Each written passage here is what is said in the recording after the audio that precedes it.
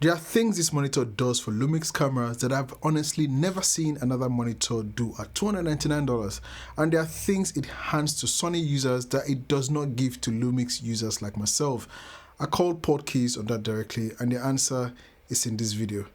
Three of the cameras I used to test this monitor are mine: the Lumix S12, S1R2 and the S52X. I met with Femi to test it on the Sony A7V and its FX3. 5 cameras in total, 1 monitor, and I'm going to tell you exactly what each brand gets and what it doesn't. Now, I've been shooting on Lumix for a good while now. If you've been following me on this channel, everything you're about to hear comes from that perspective. Portkeys sent me the LH7C. Didn't get to see this video before it goes live, which means whatever I find is what I say. Affiliate links in the description below, so please feel free to use them to help the channel out. I'm in your Filmmaker. Now, don't forget to like and subscribe if you enjoyed the video. Now, very quickly to the hardware. This is a 7-inch 1080p, 1000 nits of brightness. You want all of that when you're outdoors anyways. The image is clean and punchy with great contrast, and it held up across the different cameras I plugged this monitor into.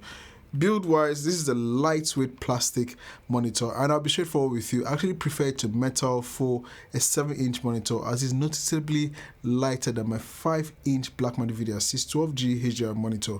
For anyone doing long form or long day shooting, weddings, events, documentary work, you leave this on your camera all day and you don't even feel the weight. Power comes from a Sony NPF battery plate on the back of the monitor, and you can even go further with a V-mount battery via a BD3 and BD4 adapters like I have it here. And even Lumix supports USB-C charging. This monitor keeps your camera tapped up or charged up through the shoot on the same cable. One detail that genuinely impressed me is that when you start recording, the fan drops automatically to its lowest speed. Not silent, but quieter on indoor shoots where sound matters. This is a thoughtful touch. And just 1 second, let me show you guys. So I'll take this off. I'll mount it on my S12. So now I have this mounted on my S12, and I'll plug in the HDMI cable. So I'll be connected to my camera right now, my S12, and this is how it sounds with the fan very close to my mic, which is a Sennheiser MK416. And I'm going to press record, and the fan goes completely silent. I just stopped the recording. I'll start it again. And just to show you, it's recording. You can see on the camera it's recording. Now, this is a section that separates the LH7C from everything else at this price. And I want to explain why, because most reviews don't go far enough here. With any other monitor on the market, there's a deal you make. You get an image on the screen, and every time you need to change the setting, you break away from the monitor and go back to the camera. White balance, especially, you back to that tiny screen behind your camera, burning in the menus, it sometimes kills your flow. And on Sony cameras, it's even worse because their cameras force you to choose between a clean full screen image and one with black bars cropped on the sides. You can't get both most of the times, or at least you couldn't.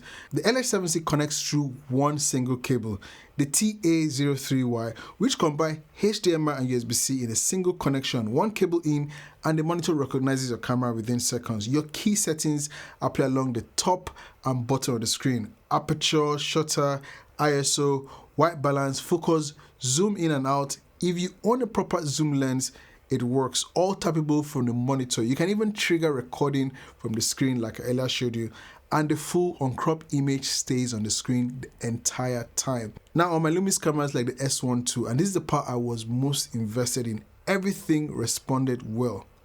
Aperture, shutter angle even, ISO, white balance, touch focus on and off. Not one setting was grayed out across the S12, the S1R2, and even my S52X.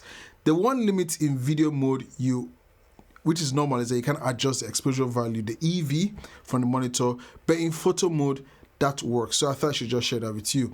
Now, on Femi Sony A7V and FX3, I got a clean feed to the monitor, not annoying black bars on the side. Settings responded well, perfectly, and full control. And Sony gets one thing more on top.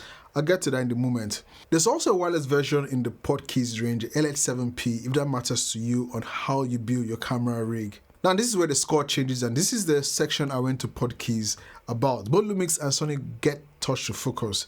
Tap anywhere on the monitor screen and the camera pulls focus there. Just like tapping the back of the camera itself. That works on both brands. And on the 7-inch screen, this is a genuinely different experience.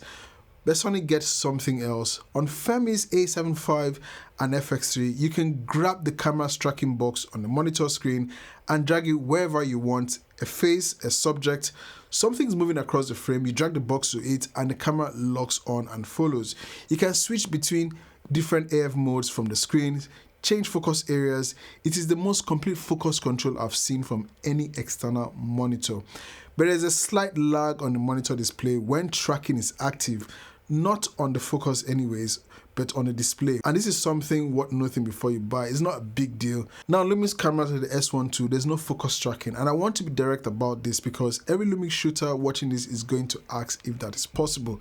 I went to Portkeys and asked him directly, is this tracking frame coming to Lumix cameras via firmware update? They answered that they don't currently support it. There was no timeline said, no commitment was shared either. And I'll be honest with you, as someone who has shot on Lumix for a good while now, that is not an easy thing to hear. Lumix Portkeys have done more for Lumix camera control than anyone else at this price, and yet Sony still gets the edge. What you do get on Lumix is just to focus, and it works well once you set it up right. Put your camera in one area focus mode with a small size box, turn off AF detection in the camera, then tap on the screen where you want to focus and it just pulls focus there. For ZR owners, according to Portkeys' own official compatibility chart, the ZR gets wired control, touch focus, the tracking frame, battery level display and shutter angle. On paper, this is a stronger experience that Lumix gets from this monitor, and I didn't get to test it personally, but do note the ZR uses a micro HDMI port. You need a micro to full HDMI adapter. There's also a physical switch at the top of the monitor to lock the touchscreen entirely, plus 4 customizable buttons. At just under $99, here's what this monitor packs. 3D LUT support up to 20 LUT over USB, so you can monitor in your grid while shooting log.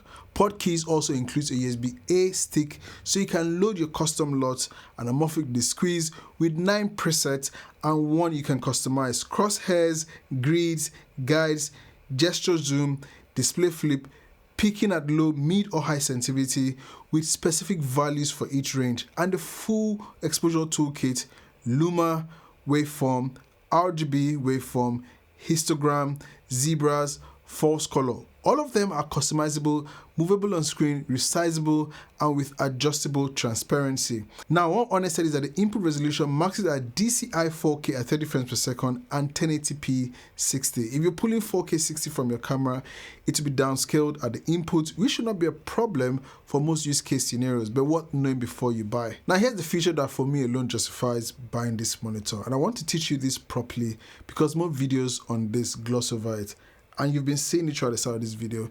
It's called log stops. In the monitor menu, you find it listed as log false colors. They're the same thing. Make sure your firmware is up to date before you look, and find it under exposure tools. You have to swipe anyways. I spent an embarrassing amount of time searching for log stops in the menu before Portkeys confirmed the name. Don't make my mistake, please. So here's what it does. Standard false color gives you the broad zones, rough areas for highlights, midtones, your shadows. Useful but not so precise. Log stops, on the other hand, work completely different. I'd say it's an advanced mode. You tell the monitor your camera brand and your specific log profile. The monitor reads that camera's actual stop data from the log curve and maps it precisely across your frame. Those little color dots you see at the bottom, not a rough estimate, real stop value. Every part of the image gets a color, and that tells you exactly where it sits in the exposure range based on your specific camera and your specific log. I tested this on my Lumix S1 II by switching dynamic range boost on and off, and the map updated in real time. That is accuracy and not approximation. So you can also toggle individual stop levels on and off. So if you want to watch the highlights, switch off the shadow stops and the midtones, focus exactly on the range you need. So whether you shoot on Sony cameras in S-Log 2 or S-Log 3, V-Log on Lumix cameras, N-Log on your Nikon, even your Nikon ZR camera, Blackmagic RAW or red lock on your Nikon ZR camera as well, log stop will completely and accurately map out precisely, and it's not even that complicated. Now, here's why this matters for anyone filming people, which is most of us. If you shoot Sony log and you want to preserve your shutter details, the target range has always been advised to somewhere between +1 to 1.7 stops of exposure. Yes, with log stops, you don't have to guess that. You see it precisely across every part of the frame. For lighter skin tones, you're targeting between +1 and +2 to stops. For melanated skin tones like myself, you want to see roughly between -0.5 stop to +0.5 stop. In Rexenon 9, that maps to around 45 to 55 RRE. Remember, it should not be exposing at 70 RRE for melanated skin like what most people have been advised in the past. 70 RRE is wrong for darker skin like myself, and I've got a full video on this. I'll link that below. Now, log stops makes hitting those targets easy instead of guessing, and once you've used it on a real shoot, going back to standard false color, which I used to really like, has been a problem. It's like flying blind. This is the feature that earned this monitor a place in my kit. So where does that leave us? If you're a Lumix shooter like myself, this is the best monitor at this price for your camera, and it's not even close. One cable, full camera control, touch to focus that works, log stop that teaches you your exposure in real time. Everything this monitor does for Lumix cameras, I have not seen it on another monitor at this price. If you shoot Sony, you get everything Lumix gets plus the tracking focus, full AF zone control, battery level, SD card status, remaining recording time on screen, and auto log sync. The Sony experience on this monitor is the most complete I've seen from an external monitor at this price, near $299. For Nikon ZR owners, the compatibility chart says that you get tracking focus, battery level display, shutter angle, and more. And although I didn't get to test that personally, remember the ZR uses a micro HDMI port, so you have to get a micro HDMI to full HDMI adapter. The LH7C is $299. I do not know of another monitor at this price doing this level of camera control across multiple brands, plus log stops, plus the full professional monitoring toolkit. It does not feel like what $299 should be able to buy. My personal standout is log stops. Once you've used it to nail exposure on skin in real shooting environment, every other monitor feels like it's guessing. Watch out for my exposure video on melanated skin, link below. And if you haven't seen my Insta360 Mic Pro video, that's worth your time as well. Affiliate links are in the description. Please feel free to use them. They also help the channel out. Let me know your honest thoughts on the LH7C in the comments. Don't forget to like, share, and sub to the channel if this helped you. It's a Filmmaker, and I'll see you in the next one. God bless and peace.